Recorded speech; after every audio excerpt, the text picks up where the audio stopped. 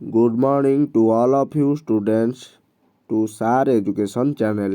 ठीक ଅଛି ପିଲାମାନେ ଆମେ ତୃତୀୟ ଚତୁର୍ଥ ପଞ୍ଚମ ଷଷ୍ଠ ସାହିତ୍ୟ ପରୀକ୍ଷାର ପ୍ରଶ୍ନ ତ ପାଇଗଲେ।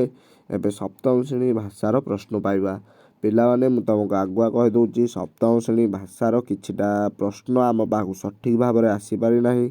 ତେଣୁ ଯଦି ତୁମର ପରୀକ୍ଷା ଭିତରେ ସେ ପ୍ରଶ୍ନ ଆମ ପାଖକୁ ସଠିକ୍ ଭାବରେ ଆସିଯାଏ, ତେବେ ଆମେ ନିଶ୍ଚୟ ଭାବରେ ତାହା ତୁମ ପାଖକୁ ସେୟାର କରିବାକୁ ଚେଷ୍ଟା କରିବୁ। ଠିକ୍ ଅଛି ପିଲାମାନେ, ବର୍ତ୍ତମାନ ଯେତିକି ପ୍ରଶ୍ନ ଅଛି ଆମେ ତାହା ତୁମ ପାଖକୁ ଛାଡ଼ୁଛୁ। ଦେଖିଦେବ ପିଲାମାନେ, ଏଠି ତୁମର ଶିକ୍ଷାର୍ଥୀଙ୍କ ନାମ ଲେଖିଦେବ। ଠିକ୍ ଅଛି ପିଲାମାନେ, ଏଠି ତୁମେ ଶିକ୍ଷାର୍ଥୀଙ୍କ ନାମ, ଏଠି ରୋଲ୍ ନମ୍ବର, ବିଭାଗ, ତାରିଖ, ବିଦ୍ୟାଳୟର ନାମ, ବ୍ଲକ ଲେଖିଦେବ, ଜିଲ୍ଲା ଲେଖିଦେବ। ଠିକ୍ ଅଛି ପିଲାମାନେ, ତାପରେ ଦେଖ ପିଲାମାନେ ଆମର କ'ଣ ଦେଇଛି, ଜୀବନରେ ଧୈର୍ଯ୍ୟଶୀଳତା ତଥା ସ୍ଥିରତା। ତଳ ଅନୁଚ୍ଛେଦଟିକୁ ପଢ଼ି 1ରୁ 5 ନମ୍ବର ପର୍ଯ୍ୟନ୍ତ ପ୍ରଶ୍ନର ଉତ୍ତର ଲେଖ। ଦେଖ ପିଲାମାନେ, ଆମର 1 ନମ୍ବର ପ୍ରଶ୍ନ କ'ଣ ଦେଇଛି, ମନୁଷ୍ୟ କିପରି କାର୍ଯ୍ୟ କଲେ ସଫଳ ହୋଇପାରିବ। ଠିକ୍ ଅଛି ପିଲାମାନେ, ଏଟାକୁ ତୁମେ ଦେଖିଦେବ ଆମର ଅନୁଚ୍ଛେଦଟିକୁ ପଢ଼ିକି। ଠିକ୍ ଅଛି ପିଲାମାନେ, ବର୍ତ୍ତମାନ ଆମେ ନେକ୍ସଟ ପେଜକୁ ଯିବା। ଠିକ୍ ଅଛି, ଦେଖ ପିଲାମାନେ, ଆମ ପାଖରେ ମୁଁ ତୁମକୁ ଆଗୁଆ କହିଛି, ଆମ ପାଖରେ କିଛି ପ୍ରଶ୍ନର ତ୍ରୁଟି ରହିଯାଇଛି, ଯେଉଁଟାକି ଆମ ପାଖକୁ ସଠିକ୍ ଭାବରେ ଆସିପାରିଲା ନାହିଁ। ତେଣୁ ତୁମେ କିଛି ବି ଚିନ୍ତା କର ନାହିଁ। ପରୀକ୍ଷା ପୂର୍ବରୁ ଯଦି ଆମ ପାଖକୁ ପ୍ରଶ୍ନ ଆସିପାରେ, ତେବେ ଆମେ ତୁମମାନଙ୍କ ପାଖକୁ ନିଶ୍ଚୟ ସେୟାର କରିବୁ। ତେଣୁ ଦେଖ, ସପ୍ତମ ଶ୍ରେଣୀର ଆମର ନେକ୍ସଟ କ୍ୱେଶ୍ଚିନ୍ 12 ନମ୍ବର ପ୍ରଶ୍ନ କ'ଣ ଦେଲା, ତଳେ ଦିଆଯାଇଥିବା ଚିତ୍ରଟିକୁ ଦେଖ ଓ ଚିତ୍ର ସମ୍ପର୍କରେ ନିଜ ଭାଷାରେ ଲେଖ। ସେଇଟା ତୁମେ ଲେଖିବ ପିଲାମାନେ। ଠିକ୍ ଅଛି, ତାପରେ ପ୍ରଶ୍ନ କ'ଣ ଦେଇଛି, ନିମ୍ନରେ ଦିଆଯାଇଥିବା ସଂଳାପଟିକୁ ପଢ଼ି ଏହାର ସାରମର୍ମକୁ ସଂକ୍ଷେପରେ ଲେଖ।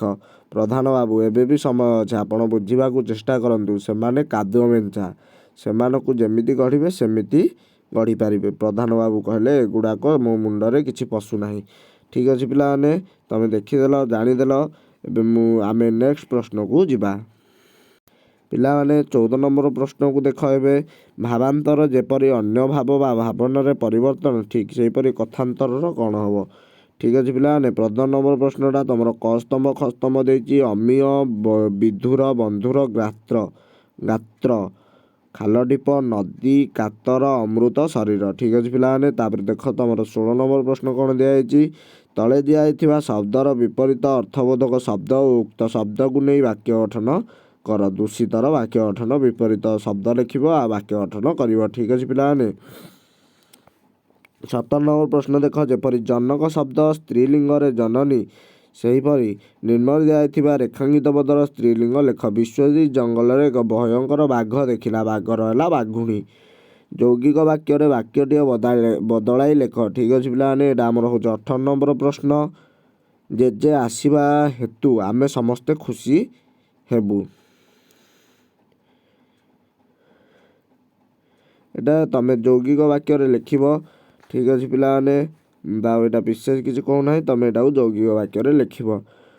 ଶବ୍ଦଗୁଡ଼ିକୁ ଉପଯୁକ୍ତ କର୍ମରେ ସଜାଇ ଅର୍ଥପୂର୍ଣ୍ଣ ବାକ୍ୟ ଗଠନ କରି ଲେଖ। ବନ୍ଧୁତ୍ୱ ହେଲେ ପ୍ରାପ୍ତ ତପସ୍ୱିଧି ଗୌତମ ହୋଇ। ଏଟାକୁ ତୁମେ ଲେଖିବ ପିଲାମାନେ। ତଳେ ଦିଆଯାଇଥିବା ବାକ୍ୟରେ ଉପଯୁକ୍ତ ବିରାମ ଚିହ୍ନ ବ୍ୟବହାର କରି ଆଉ ଥରେ ଲେଖ। ହରି କହିଲା ମୁଁ ଯାତ୍ରା ଦେଖିବାକୁ, ହରି କହିଲା ମୁଁ ଯାତ୍ରା ଦେଖେ ନାହିଁ। ଏଠି ହରି କହିଲା ପାଖରେ ଏଇ ଦୁଇଟା ଡଟ୍ ଚିହ୍ନ ରହିବ। ତାପରେ ଲେଖିବ ମୁଁ ଯାତ୍ରା ଦେଖେ ନାହିଁ। ଠିକ୍ ଅଛି ପିଲାମାନେ, ମୁଁ ଆଉ କହୁନାହିଁ। ବାସ୍ ପିଲାମାନେ, ତୁମ ସପ୍ତମ କ୍ଲାସ୍ର ଏତିକି ହିଁ କ୍ୱେଶ୍ଚିନ୍ ମୋ ପାଖରେ ପହଞ୍ଚି ପାରିଛି। ଯଦି ତୁମର ନେକ୍ସଟ କ୍ୱେଶ୍ଚିନ୍ ଦରକାର, ତୁମେ ନିଶ୍ଚୟ ଭାବରେ ଭିଡ଼ିଓକୁ ଲାଇକ୍, କମେଣ୍ଟ, ସବସ୍କ୍ରାଇବ୍ କରି କମେଣ୍ଟରେ ନେକ୍ସଟ ବୋଲି ଟାଇପ୍ କରିଦିଅ ଏବଂ ସବସ୍କ୍ରାଇବ୍ ବଟନ୍କୁ ଅଲ୍ ବେଲ୍ ନୋଟିଫିକେସନରେ ସିଲେକ୍ଟ କରି ରଖିଥିବ, ଯାହାଫଳରେ କି ତୁମ ପାଖକୁ କ୍ୱେଶ୍ଚିନ୍ ପ୍ରଥମେ ପହଞ୍ଚି ପାରିବ। ତୁମେ ମୋତେ କମେଣ୍ଟରେ କ୍ୱେଶ୍ଚିନ୍ ଟାଇପ୍ କରିଦେଲେ ମୁଁ ନିଶ୍ଚୟ ଭାବରେ ତୁମ ପାଖକୁ ଆଉ ବାକିତକ ପ୍ରଶ୍ନ ପହଞ୍ଚେଇ ଦେବି। ଠିକ୍ ଅଛି ପିଲାମାନେ, ରହୁଛି, ବାଏ ବାଏ।